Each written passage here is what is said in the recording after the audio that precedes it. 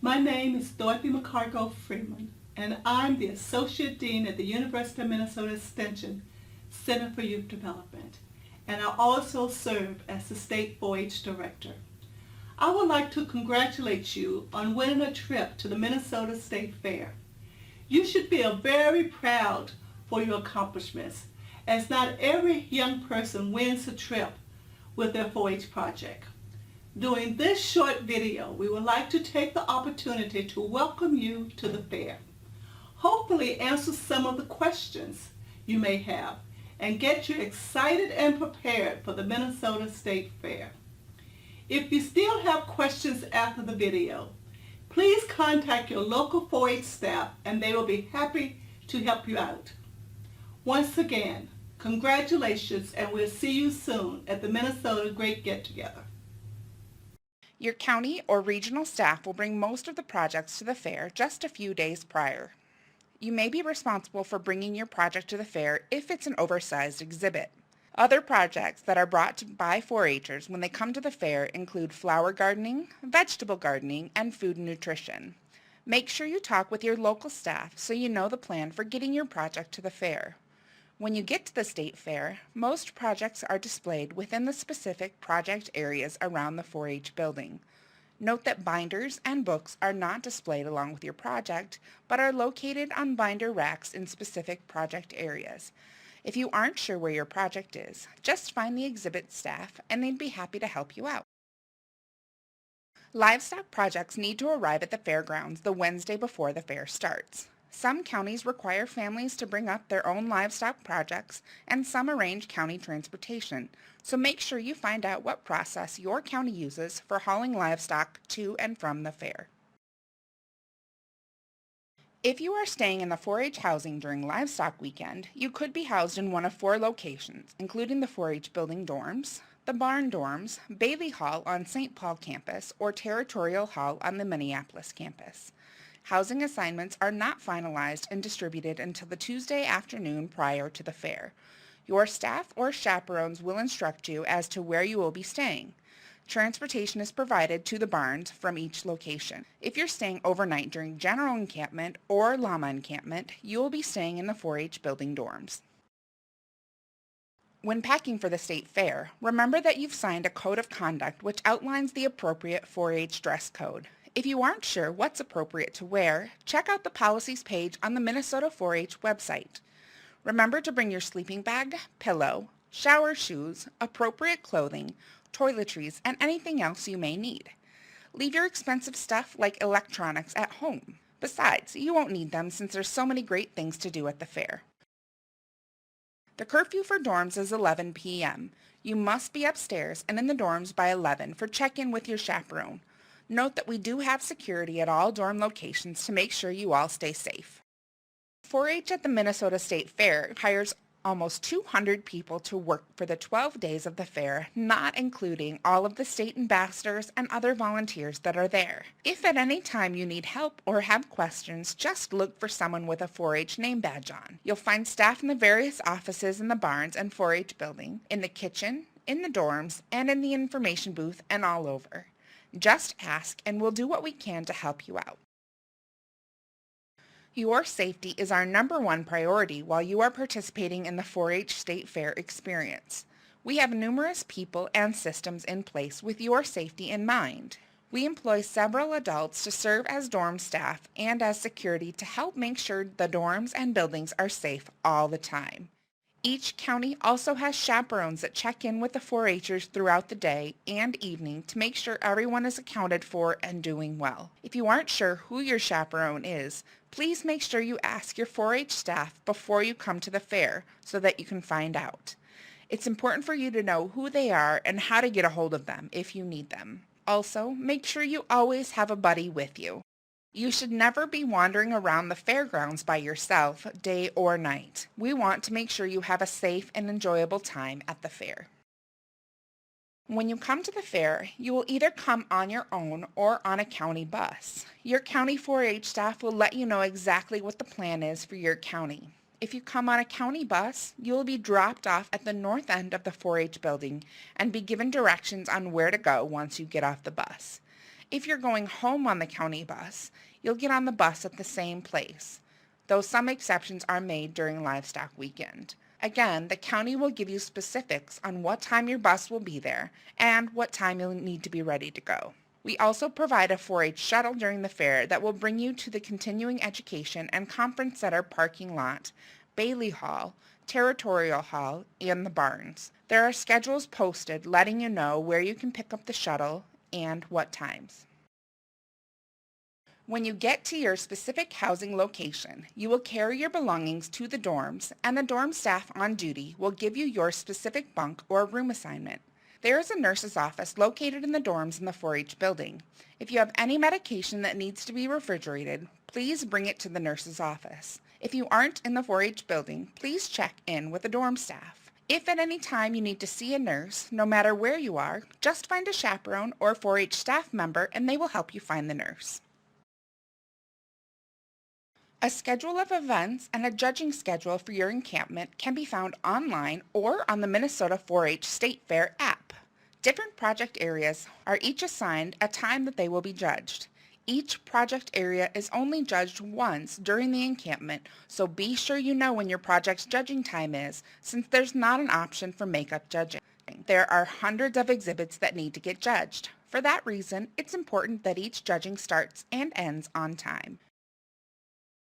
If you're traveling to the fair for the day of your judging only, please allow yourself extra time to be sure you arrive prior to your scheduled orientation. The schedule is not flexible, so if you're late, you risk missing your judging. Livestock participants have lots of different activities, including weigh-ins, interviews, and shows, so make sure you've checked out everything you might need to do.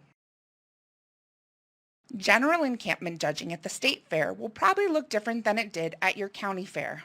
This is because we do group or conference judging, not one-on-one interviews with the judges. This means that a group of 4-Hers in a given project area will all sit around a table with a judge at the same time for judging. All of the 4-Hers will share their project with the group and learn from each other while being judged. During your orientation time, you will need to go to the second floor stage in the 4-H building, and from there, they will direct you where to go for your specific judging. Some project areas may be broken down into smaller groups. If this happens, you will be given a specific time for your group's judging. Like at your county fair, projects are judged 50% on the 4-Hers' knowledge and 50% on the project. All 4-Hers and projects that are judged at the state fair will receive one of 3 ribbons. Our premium book reflects the generic book, where the evaluation is exhibit quality 25%, educational value 25%, and knowledge and ability to explain 50%. You will get a blue ribbon if your exhibit meets most standards. You must be able to explain what, how, and why the exhibit was done, and have a good knowledge of the subject. The exhibit should be well organized and well done. A red ribbon will be awarded if the exhibit meets some standards. The exhibitor can somewhat explain what, how, and why the exhibit was done, and has a fair knowledge of the subject. Some improvements may be needed on the exhibit. A white ribbon will be given if the exhibit meets few standards and lacks the quality of the other exhibits, and/or if the exhibitor cannot adequately explain the what, how, and why of the exhibit. Possibly they have overlooked a safety flaw. Improvement is needed in either the exhibit, the knowledge of the subject, or both. After all participants are awarded a blue, red, or white ribbon, the judge will determine if there are any exhibitors and exhibits that deem a purple ribbon. The purple ribbon means that the exhibit meets or exceeds all standards, and the exhibitor has shown complete understanding of what, how, and why the exhibit was done, and has a thorough knowledge of the subject. The exhibit and workmanship are extraordinary and need no improvement. Some project areas at the state fair may receive a participation ribbon rather than a blue, red, or white ribbon. They may include Share the Fun and County Arts In. Make sure you check out the 4-H State Fair app because all judging results can be found there. Before you get to the state fair, you'll have the opportunity to purchase 4-H meal tickets for breakfast, lunch, and supper. During livestock weekends, meals are served in the 4-H cafeteria on the second floor of the 4-H building and down in a tent behind the swine barn. During general encampment, meals are served only in the 4-H cafeteria in the 4-H building, and during llama encampment, meals are served down by the llama barn. If you don't purchase meals ahead of time, you can always purchase them in the superintendent's offices in the 4-H building or cattle barn. A menu can be found on the 4-H State Fair resource website or hung in the cafeteria and in all of 4-H offices in the 4-H building and in the barns. If you have any dietary needs, just check in with the cafeteria staff at the beginning of your encampment and let them know what needs you have. They're always willing to help you out. The meals are awesome and are way cheaper than what you'll find on the fairgrounds. Where else can you get spaghetti, salad, veggies, garlic bread, dessert, and milk for $7.50? Make sure you don't miss out on the great meals. While you're participating in your encampment, be sure you check out and participate in some of the additional activities that are taking place in the 4-H building and across the fairgrounds. Make sure you check out the State Arts and Performance on the first floor stage of the 4-H building. See what a group of 100 4-Hers can do when they spend a week rehearsing songs and dances, making costumes, and creating a stage. They have 3 to 4 performances every day. Times vary depending on the day, but the schedule is posted on the screen next to the bleachers. If you head up to the second floor stage in the 4-H building, you'll find the Share the Fun performances during each encampment. The Livestock Weekend Share the Fun is on Saturday evening, and the general encampment performances happen on the second evening of each encampment. Cheer on clubs from across the state as they share the 4-H fun. Another fun thing you'll find on the second floor of the 4-H building is the 4-H Exhibitor Dance, brought to you by the State 4-H Ambassadors. The dance takes place on Saturday evening of Livestock Weekend and on the second night of each encampment. Come make new friends, show off your moves, and have a great time. Don't forget to dress appropriately and wear your 4-H button that your local staff gave you to get in. Throughout the 4-H building, you'll find other fun things to do, like all the hands-on activities in the middle of the 4-H building on the first floor. Fly a flight simulator or check out the other cool new activities taking place every day. If you're looking for something else to do besides watch shows or explore the fairground, consider some of the other opportunities happening inside the 4-H building and down at the barns. There are places to volunteer and try out some new skills. During Livestock Weekend, you might want to volunteer to help judge herdsmanship. You should also check out the new Minnesota Meats Contest. Try your hand at grilling in one of the 7 different species areas. If you're at the fair during general encampment, you also get to experience being a chef during Chef for a Day. Participate in a learning activity and then experience a cooking contest with your friends. If cooking isn't your thing, you could still volunteer on KP duty to help serve 1,000+ meals. Every county is assigned a number of people to help in kitchen prep, so check with your staff or chaperone to see when help is needed. There are also tons of things to do outside of the 4-H building around the fairgrounds. Always be sure to explore with a buddy, make sure your chaperone knows where you are, and practice good judgment. Hi, I'm Walker, and I'm a Minnesota 4-H State Ambassador. And I'm Laura, and I'm also a Minnesota 4-H State Ambassador. Congratulations on winning your trip to the State Fair. And welcome to the fair with 4-H. We have so many opportunities for you 4-Hers to do while you have your time here. Make sure you check out the robotics, Rube Goldberg, and the State Arts and shows that we have down on the first floor of the 4-H building. You can also go to my personal favorite, which is the flight simulators, and that's a simulation of an actual flight, like you're flying a plane. And don't forget to check out the awesome exhibits around the first floor of the 4-H building.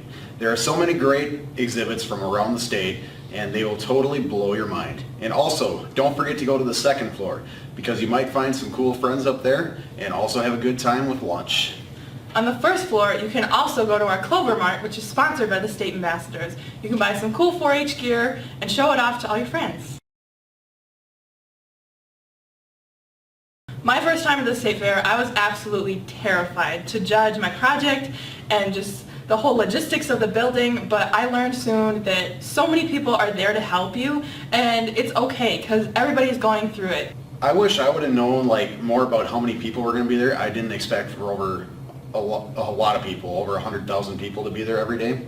I also didn't expect the 4-H building to be so big. Like, and I didn't expect there to be separate floors. I knew nothing about that. Nobody told me about that. And I also wish I would have known like more from my county about like where my project was and how I could find that out, because the first time I actually showed a project and got judged at General Encampment, I didn't have a clue where it was. So luckily I had people that were able to help me, and I found all that stuff out. I wish I would have known how much the conference judging is different from the individual judging like we do at my county fair. And I learned that I really like the conference judging with more than you and the judge, because then you learn so much more about other people that have the same interests as you, and it's just a lot more fun of an experience.